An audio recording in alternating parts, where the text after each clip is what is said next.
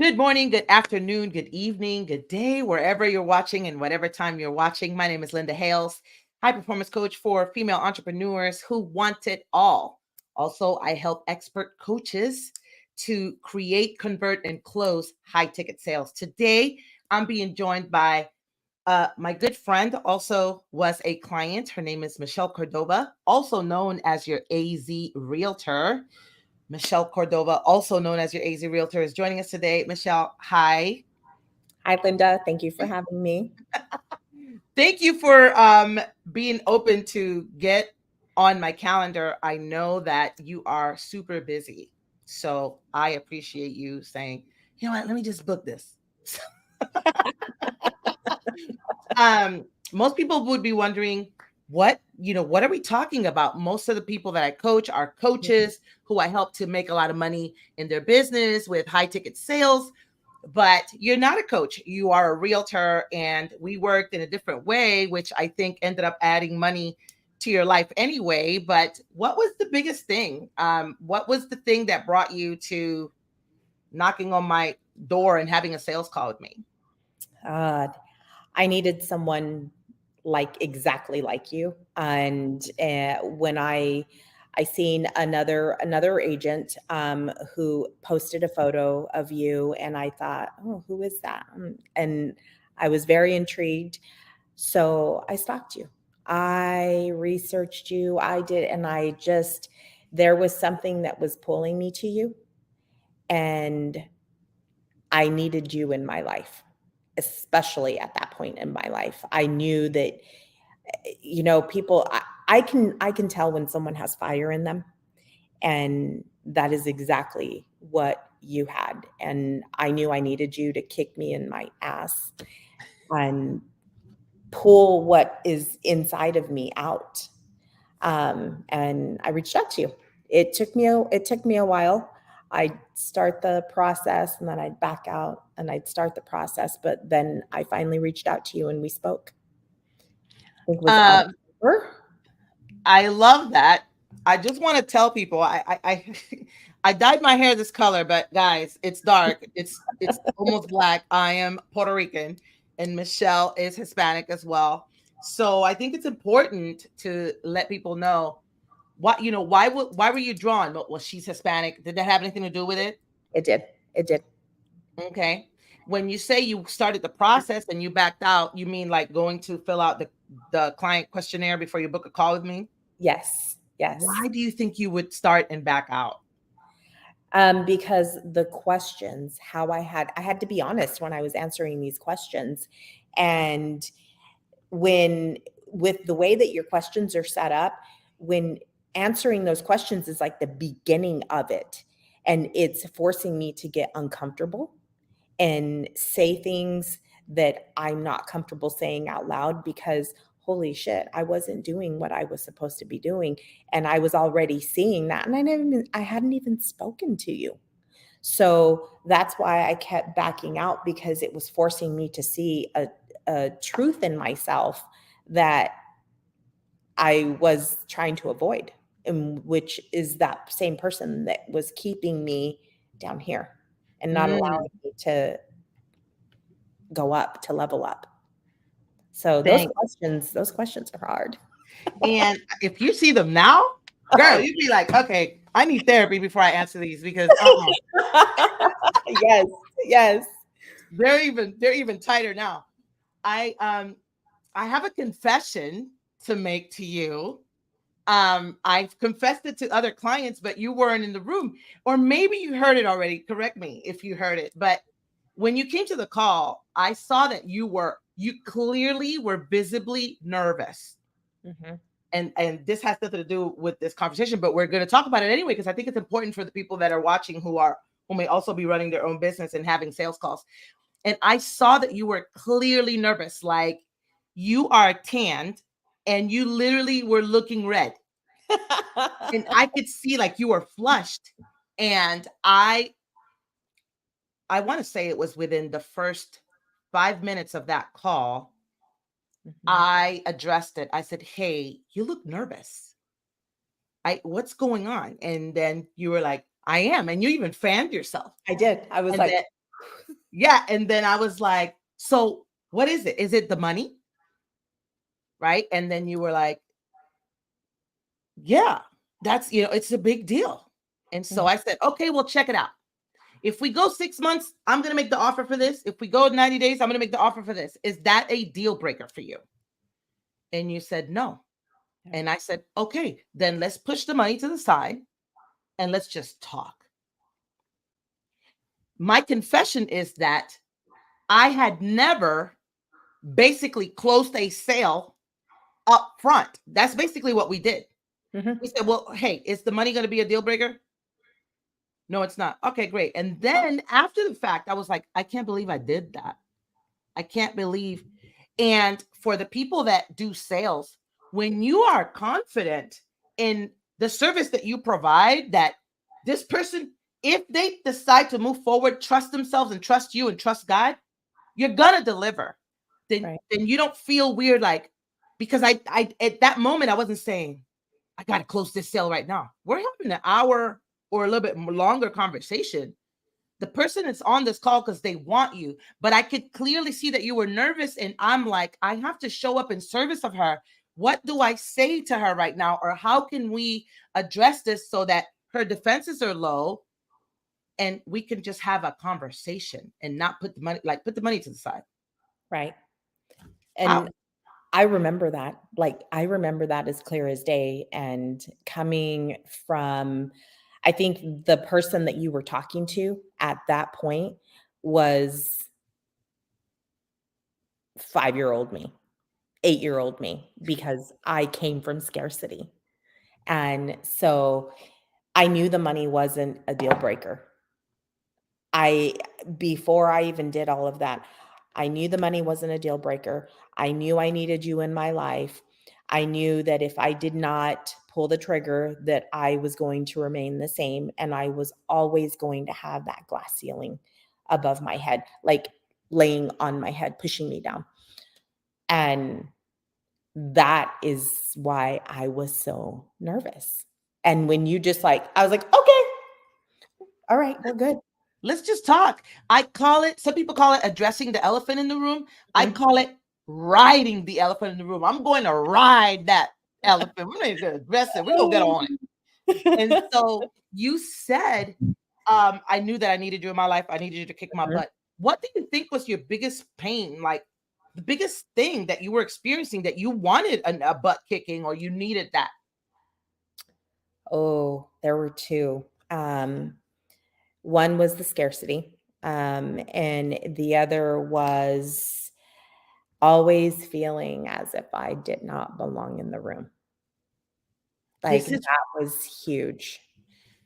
this is really interesting because when you came to me, you were we have these conditioned responses from our upbringing, from our childhood, from our previous marriages, just from life, Right. right? When you said, I was thinking in scarcity, but I knew that money wasn't a problem. It was just a conditioned response for you to be like about money. But you were like, I already knew that I was going to be okay with this. Number one. Number two, when you came to me, you were not struggling per se. To Right. you were plateaued, but you were not struggling. Like you had done $250,000 the previous year, Mhm. right? So like that's not somebody who's struggling. But to an ambitious person, you know that like I'm on track to just repeat last year. I don't want to repeat last year. I want to grow. Right. Right. And so when you said I felt like I didn't belong, I clearly remember us talking about it because it's such a thing for Hispanic women and Mhm. women of color. You were like, I feel like the little brown girl in those top Yeah. producer meetings. Yes. And so we started working on identity. Had you heard about identity work before? I had, but I'd never done it. Like, I've always, and I had never, it was never something that I truly ever worked on, but I'd heard of it. And coming from, I grew up as a confident person, confident woman. But when you walk into rooms, and I'm just going to say it out loud, I mean, they could color my skin. You're the Um, only brown girl in the room. You're the only dark hair, big lips, like It was always something that I felt, because even when I was in corporate, I was at a higher level. People respected me. People would send me when they knew that a good job needed to be done when we were opening different business. Um, so I had that confidence, but that always would creep up on me was, I don't belong in this room. I will look around and I don't belong in this room. And I'm not cured of it, but it comes a lot less frequently. It's not something that stops me anymore. Okay, I'm going to offer a reframe right now. You were like, I'm not cured of it. This work is not about curing anything. We are not broken. Yeah. Right? This Right. work is about, I have thoughts that invade. I have intrusive thoughts. And like you said, and those thoughts don't stop me. They're never going to stop because we have a particular life experience. So, and depending on what could be triggering something, like one of my clients, her house was flooded during the rains 2 months ago. Mhm. And she's currently living in a hotel. And, because she's waiting for the repair Right. work to be done in her house. And this was me. She, unbeknownst to her, right? I have thoughts about the stuff I take on from my clients after our call is over. And I'm like, I don't know how I would deal with that right now, because it would trigger when I was homeless. It would trigger because I've been to the place where I don't have my own address. I've lived with friends. Yep. Right. And I've lived with friends very recently, like 2020. So I'm like, that would trigger so much in me if I were this Linda Hales right now, and my, multiple six-figure successful, and then like I gotta go to the hotel. I don't, I can't imagine the thoughts, the imposter syndrome, which none of it is real. Mm-hmm. Just going through a situation, but I know that it would definitely trigger, because just talking to her, it triggered things in me, which is why I have my own coaches and my own therapist, because this is work. Like, becoming a better version of you every day is a lot of work. And I love taking on my clients' shit. And then, thank you, give it to me. Listen, no, I got it. And I got So thank you for sharing that. When we started doing identity work, I recall you were like on fire. I remember you used to come to the calls and you would be on fire, like so excited from your office. And then something happened and we postponed the call. I think we postponed 2 calls. Mm-hmm. And I was like, something's going on. And I was reaching out to you in Voxer, and tell us about that. I'm not going to ruin it. Go ahead. Tell us about that. It was like all of a sudden you were MIA, and I know what that means. You were MIA mentally, emotionally. You would check. I call it, my client checked out. Yeah, I checked out. Okay. God. I want to say that going back and in my head, I started to get really uncomfortable. And most of it was because you were making me level up.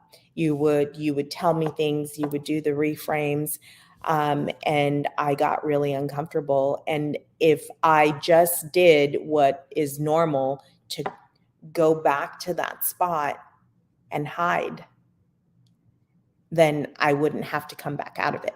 I could stay there. And that was, I did do that. I remember I canceled 2 calls and I wasn't responding back in Voxer because I was so uncomfortable. I was so uncomfortable. I was like, if I don't respond, it's not happening. If I just hide in this little corner, I don't have to talk to Linda. Because you were, which was crazy, because I could have talked to you. I could have just told you how I was feeling, and we'd have fixed it right then and there. But instead I delayed it. I prolonged it for like 3 weeks, maybe even longer. Yes.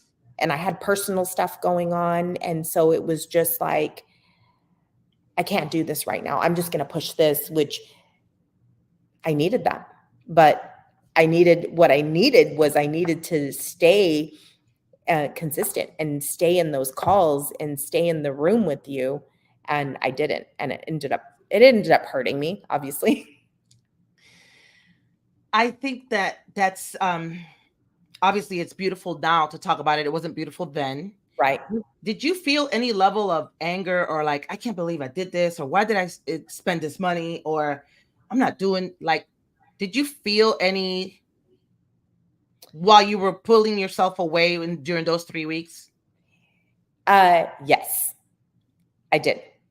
Because it was one of those things that, man, if I would have not spent this money, and I do remember, I had pulled my foot off the gas and business started to slow down. So that was also one of the reasons that I got uncomfortable.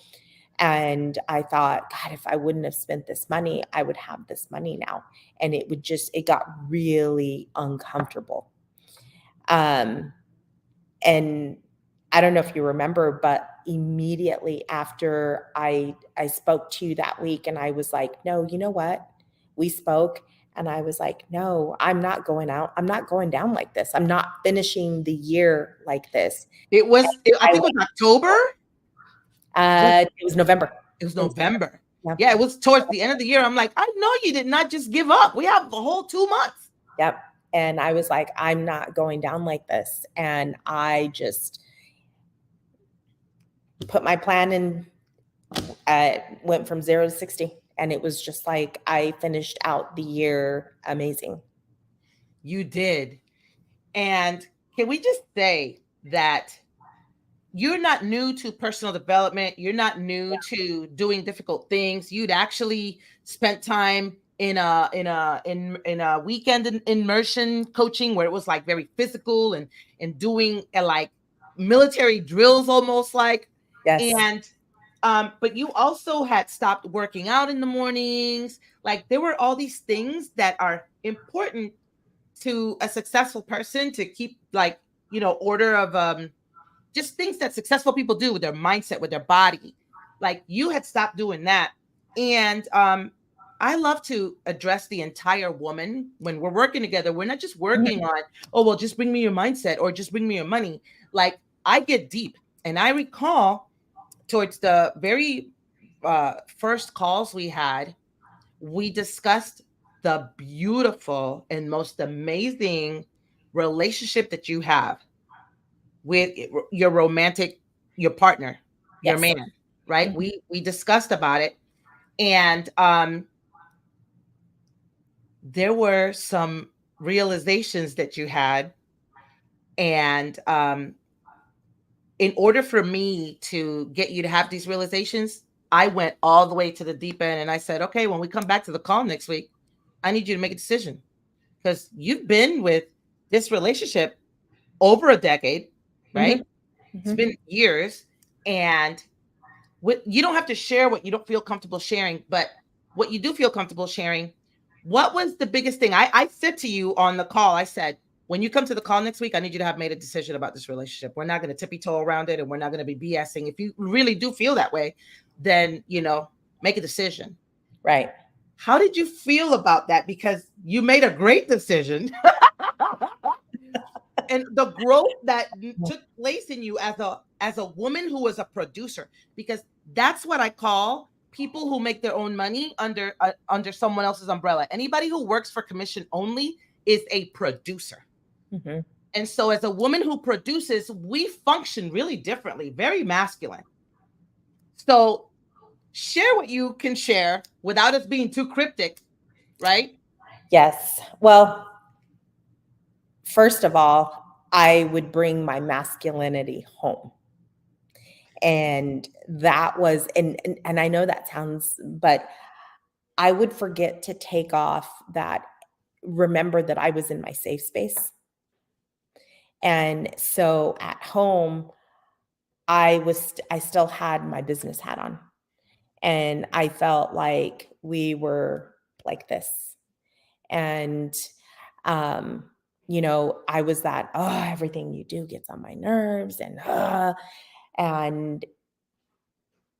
when you told me that, I remember coming home and I remember looking at his shoes on the floor, socks on the floor. I don't know what it was. And I thought, what would you do if you never seen that again? Like, would that cure everything? And I got sad because no, it wouldn't. I would miss him. I would miss never seeing that again. And I was allowing the little things to get on my last nerve, and I was focusing on everything that he did that got on my nerves instead of focusing on everything that he does that makes me feel safe, that makes me feel loved, that Michelle, this is the one place you can go to. You're not judged. You can be as vulnerable as you want. He loves you with everything that he has. This is your safe space.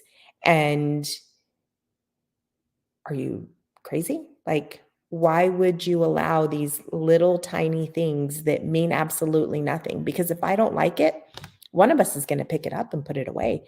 So I really like it wasn't that easy, but it was some deep thought that I had to do and things that I had to work on within myself. Because just imagine, okay, he has shoes and socks or whatever on the floor, but just imagine the things that I did that Right.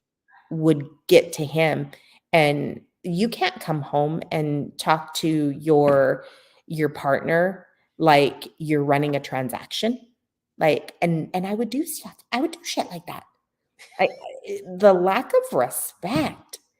So, um, it was a lot of work, but oh my gosh, it was worth it because to see where we're at today is like, wow. As women who are producers and we're so ambitious and we're results driven, when we see someone, I'm putting this word, you've never said this. This is my spin on it. When we see someone we love and in our eyes they are underperforming, like we see their potential. It's like, you have this great business. You could be making so much more money. Why are you doing things like this? And I know we talked about that. Like you were like, he's got this great, like people come to him to do these things for their bike, for their motorcycles, and he could be making so much money. It's like, he doesn't want that. Yeah. Right. And I know that was, it's so petty, but it's like, why are we trying to make this guy be like us? I promise you, if he was doing business like that, he wouldn't have the time to do these things, to do these outings. And I know that wasn't immediate. You didn't come back the next week and say, oh my God, I just realized that I don't mean anything I said, and he's the most amazing person. That didn't happen in a week. That happened throughout that time that you checked out. Yes. Yes, there was a lot that was going on, and in all reality, I wasn't upset with anybody around me, it was inside. I was Yeah. upset with me because I was underperforming. I I was the problem. I Michelle. But I didn't want to see that. I was like this, everybody else around me is the problem. I'm not. Everyone sucks. Everyone sucks. Everyone sucks. I'm not the problem. When it's I was the problem. Anytime that when I'm not performing or I'm not doing something that I should be doing, I'm the problem. That's it's one of those things. I am the problem because if everything is going perfect, I'm not the problem. But when I take my foot off the gas or when I don't remain consistent or when I don't do something, I'm the problem. I I'm the can't problem. blame anybody else for that. But I spent decades blaming a lot of people for things where I was the problem. Mhm. Girl, we could go down that rabbit hole. Yeah. I'm not. So then January rolls around. Um, I invite you to keep working with me, and you say yes. Mhm, And during that time, the terms of the agreement of how we work together, it just didn't work out for you to be in the group program. mhm, And I honor my clients. I'm like, you know what? Okay, fine. Let's go back to these calls. And during I think it was mid-year, I was like, you're not growing at that other brokerage. It's not you, it's your environment. Have you ever considered, and I threw out this other brokerage at you, and I was like, man, I would have a nice team. The amount of people that I have sent to that brokerage, Mhm. even though I'm not a realtor. And you started looking into it, and you finally decided you were going to watch some YouTube videos. I sent you some YouTube videos. You met with someone, and then you made the decision to jump ship, and it wasn't that easy. What was amazing about it? Do you wish that you had done it earlier, or how has that decision actually pivoted everything for you? So yes, I wish I would have done it earlier, because I would say for the last 3 years, from the time, probably 2.5, from the time that you and I had started talking, where I hired you, I wasn't happy. I knew it was time for me to go, but I just stayed. I stayed. I backed away. I didn't go to any other functions. I became my own solo brokerage, but hung my license with them. And I remember in December, you asked me what my goal was for that year. And I said, oh, by December 31st of 2023, I would find a new brokerage. And you were like, what? Why are you waiting in a whole year to do that? And, oh, I have to interview everybody.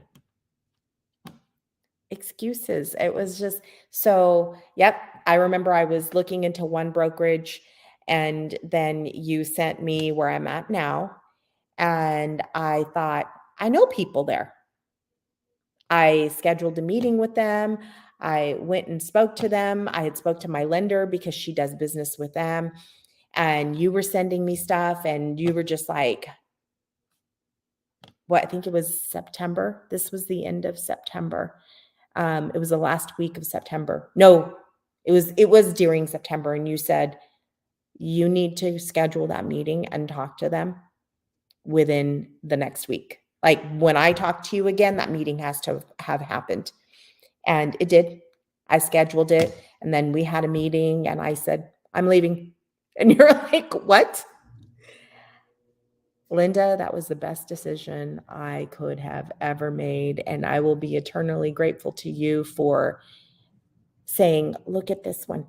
Look at this one, because that was the best decision I ever made. And by the time I think it was October 1st was my severance, where I left the other brokerage and went to EXP. And I was on a plane to Las Vegas for the EXP Con. I mean, it was like that. I was like, what? Yeah. And then you were like bawling the whole week. I'm like, oh, okay. I met with them on Monday. I booked my flight Monday evening, and I knew everything was going to be happening, but I had to get all of my records downloaded so I wouldn't lose them. And I had a room. I mean, it was just like boom, boom, boom, boom, boom. And I was in Vegas with them all week. And man, the fire that this brokerage brings, hands down. Like, I should have been here 3 years ago, but I wasn't. And there was a lot that I learned that ended up bringing me here. So, God, being here has just, it's completely changed my life. It has completely changed my life. Obviously, financially. Yes. Obviously. But before we were doing this live stream, I was talking to you about at this age, I'm 51, right? At our age, we've been in the personal development space. We bought the books. We bought the course. We went to the Tony Robbins Unleash the Power Within. We listened to the audiobooks. And for you to come along and tell me at this age that my environment, that my circle is keeping me stuck, you kind of, I know me, I'd be like, I get offended. I'm like, what are you talking about? My circle keeps me stuck. Do you know how much I've won in life just in the past 5 years? You're Mhm. telling me that I'm still stuck?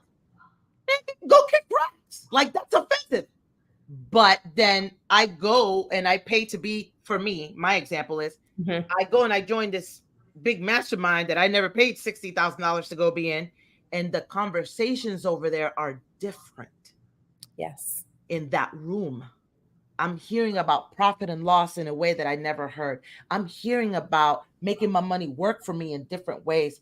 I'm hearing about CEO problems Mhm. that I wasn't thinking like a CEO before. I was thinking as the hermit, the solo. I'm just my one little business person in my own lane. Yep. And so you went to EXP and your environment, like I was asking you, you're about to list, you have $1 million listing that we laughed, that the person just wants to get rid of it because it's the last thing left of their divorce. And I was like, what a great problem to have. Right. And I asked you, were you making these type of listings? Were you doing these type of deals as consistent as you are? And you were like, no, I am around multi-million-dollar agents who are not stingy with sharing with you why they're winning. Right. And so your environment is so important, Yes. right? Oh, I can't even. Yes, your environment is who you will be. So, and I hate to put it this way, but if you're in a crack house watching people smoke meth, you're eventually going to be one of those people. And Absolutely. if you are in a room at a mastermind full of multi-million dollar producers, oh, darn it, guess what? You'll be one of them too. So it's choose your room. There is a phrase in the personal development space that goes like this: proximity is power. Yes. And proximity is more than power. It's condensing time for what would have taken you 10 years. And now you sit with this person and they tell you how to do it. And 3 months later, you're doing it. And literally, it like the return on investment on the powerful decisions that we make, we can't even put a finger on it Mhm. because we think it has to give me money right now. Right. It like hiring a coach. When you decided to work with me, I don't know if you can articulate this. What did you think it was gonna be that it wasn't, and what was? Um, what did I think it was going to be that it wasn't? And what did you actually get that you were like, I'm so glad I got this. I wasn't even bargaining for this. Um, the one thing that I didn't realize I was going to get that I did get was your friendship. And because, yes, you were my coach. And I remember at some point you said to me, Michelle, take me off that pedestal, because I had you on a pedestal and I would look up at you. And it was, you became my friend. And that's a friendship that I will always cherish because I can pick up the phone and call you. Come on now. I know I'm not your client, but there was so much that you and I have in common that people would not realize, but it's like I am so comfortable with you that I'm able to just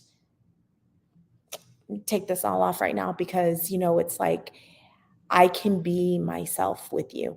I don't have to act like the world is perfect and everything is good, because we all know it's not. But that was the one thing I did not realize I was going to get that I did get, was your friendship. But you're still going to tell me, like, girl, you need to stop. Okay. Cut it out. Cut it out now. I love that. I love that. And it's true. I mean, we're just women.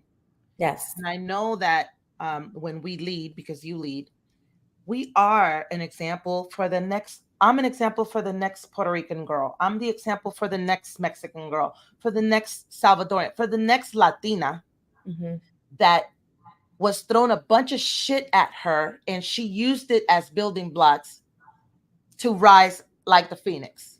Yes. Right. And so we all have stories, and we're not going to go in, but we all have stories. And some of our stories are like Netflix documentary worthy. Like, if you overcame this shit that you overcame, I'm gonna win. Right. Yes. So like when we feel safe and we're sharing with each other, and you're like, wow, that's why I always say to my clients, take me off that pedestal. I think there's a pedestal that we all put people up because we respect them and we admire them. That's great. But also, I'm a woman, you're a woman. Yeah. I've overcome things like you overcome things. I had to overcome my mindset of that's not going to work.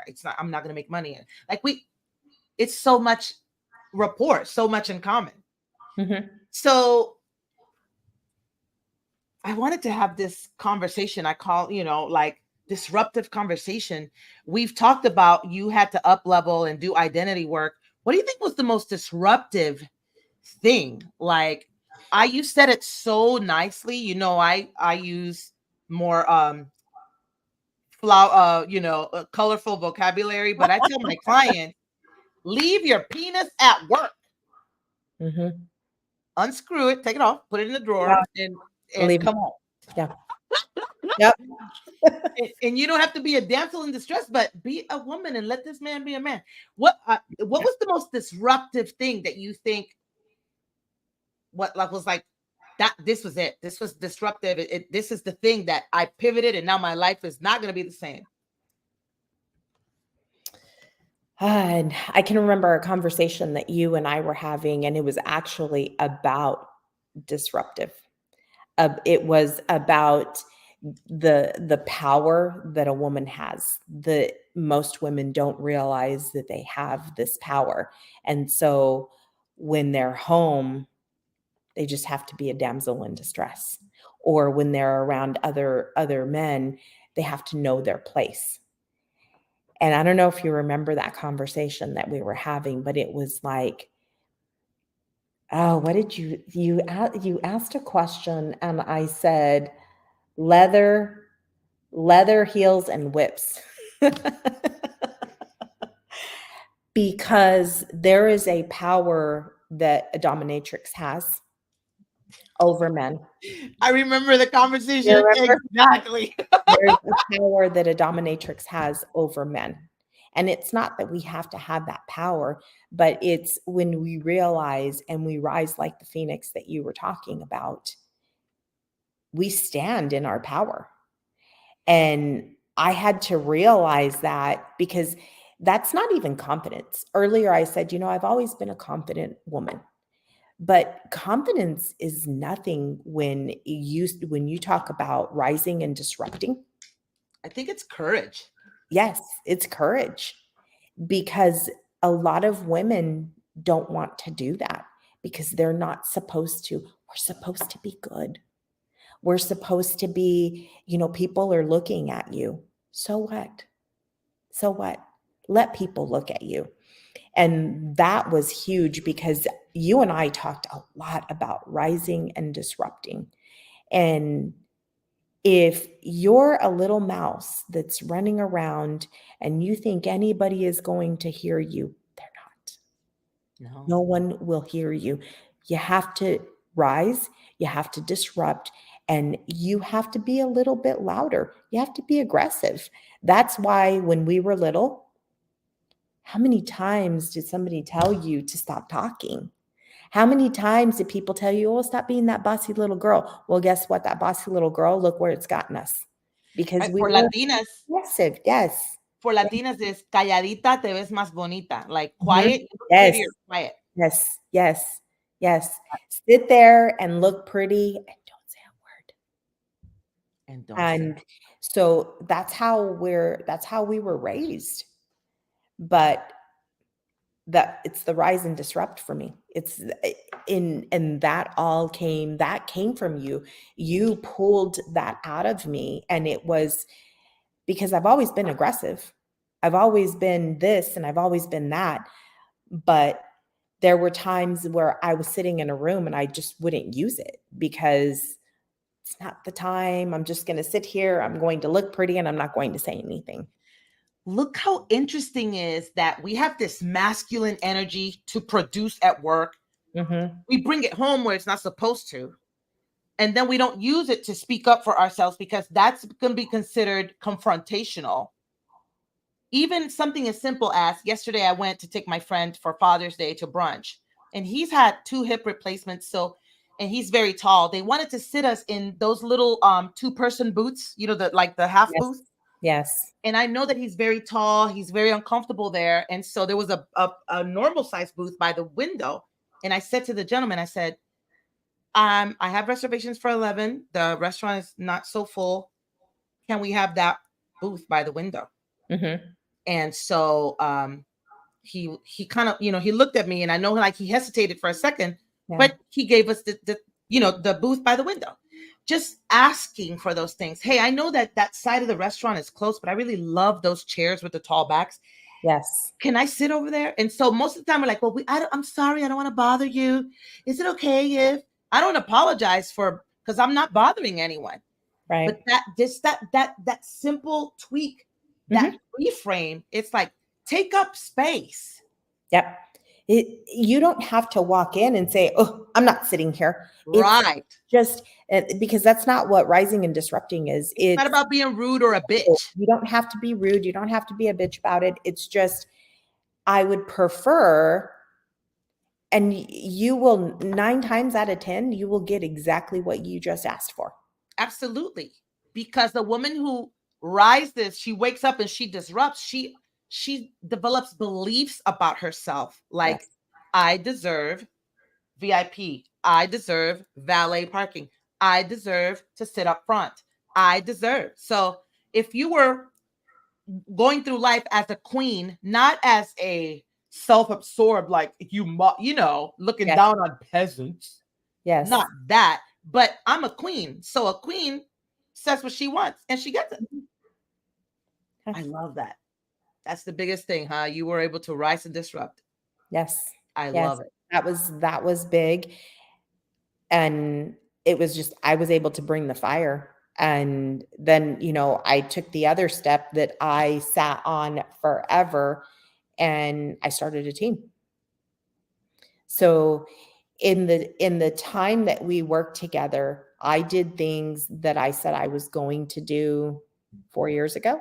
Yeah. That I didn't do until I brought you into my life. I love that. Yeah. And then building the team, we spoke about leadership and how to talk to people. Oh my God, it's just been so great.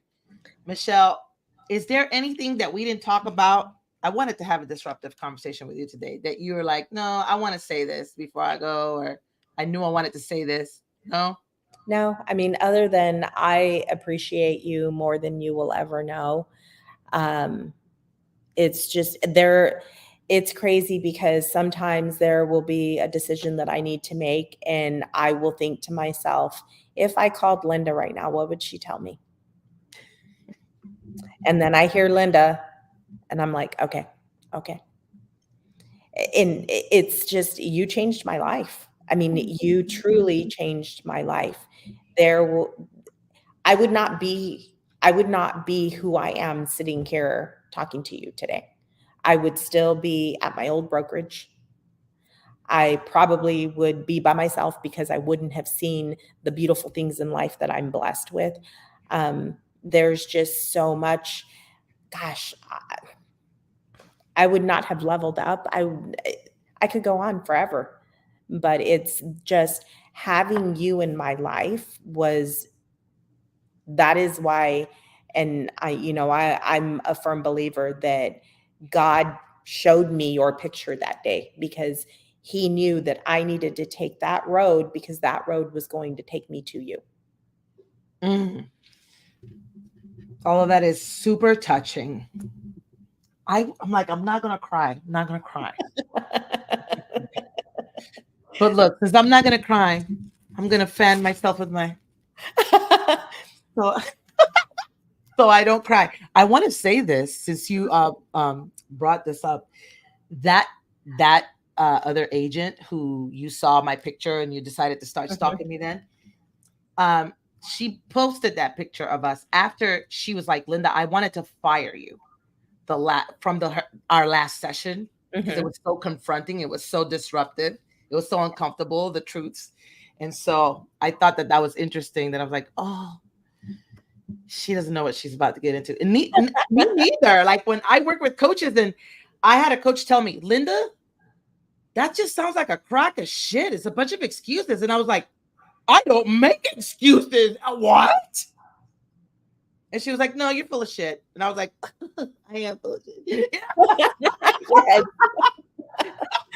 So I know that feeling. I love you. I appreciate you. It's always amazing when I am in Arizona. I love how you come pick me up and we go to lunch. And I just love to have created this friendship. Yes, me too. I know that we're no longer working in the client capacity. And I don't know if one day I offer something and you want to come back in, but right now it's a great friendship. And I welcome any phone calls or any updates, just anything from you. It's a pleasure to work with you.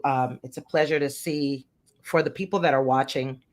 I know that I work with a lot of Black, brown, Hispanic women, Latina women of color. There was a point in my own business that I said, I'm not working with Latinas because they're just full of excuses, and they just want to ask their husband for permission for some shit. Fuck that. And so then the women started coming, and they were all powerhouses. And it was a reflection. We always attract who we are, not what we want. So if you're attracting crap, I'm not saying you're crap, but it's something about the way you're being and showing up that's attracting that. And so as I started attracting more powerhouse Latinas, I realized they're powerhouses and they still deal with this imposter syndrome, and they still need help with this relationship here, and they still need help with keeping their word, or that there's all these other areas that we still need help in, that because we're making money, we're like, well, we're making money. I can just like not look at that right now. Yep. Even just being on time. And I'm so blessed. I'm so blessed that I am Latina, and that all the women that I work with are, most of them, they're Latinas and Black and brown, and they're powerhouses. That belief that I had, that wasn't even mine. I think that was my dad's belief about, you can't do business with your own people because your own people, blah, blah, blah, blah. And so I'm so grateful for you and for all the other women like you who say, oh, she's like me. I'd love that. So the fact that you would even say that, because I admire you. I admire all my clients. There are people who won't work with people that they admire because they are intimidated by them. And some of my clients actually make more money than I do. It's not about that. Yeah. But I'm always just so I'm so humbled, and I'm just so grateful that this is the work that I do. Thank you for trusting me. Thank you for being my friend. And thank you for taking the time to have this conversation here today. Where can people find you if they're in Arizona and they're trying to list or buy a home? They can find me on social media, or they can call me on my cell phone at 480-261-9547. And on social media, I am Michelle Cordova, AZ Realtor, or my group is Cordova Group, AZ Realtors. On Facebook, Michelle Cordova. I love it. And we didn't even talk about how you were like sitting on the fence about leveling up with the reels. And then you were like, I'm leveling up with the reels. I love seeing your reels. And now I'm just like, I'm driving. You know what? I'm going to talk today. There so much has changed. I'm no longer, what did you used to call me? An old, oh gosh, what was it on social media? You were like, you're a dinosaur? You're a dinosaur. You used to call me a dinosaur. You're no longer a social media dinosaur. I'm not a social media dinosaur anymore. Yeah. I love it. My insights are good. So I love that. I'm picking it up on TikTok, but I love that. I love you, and I appreciate you, and thank you for everything. You are so welcome. Guys, thank you so much for being part of this conversation today. Until next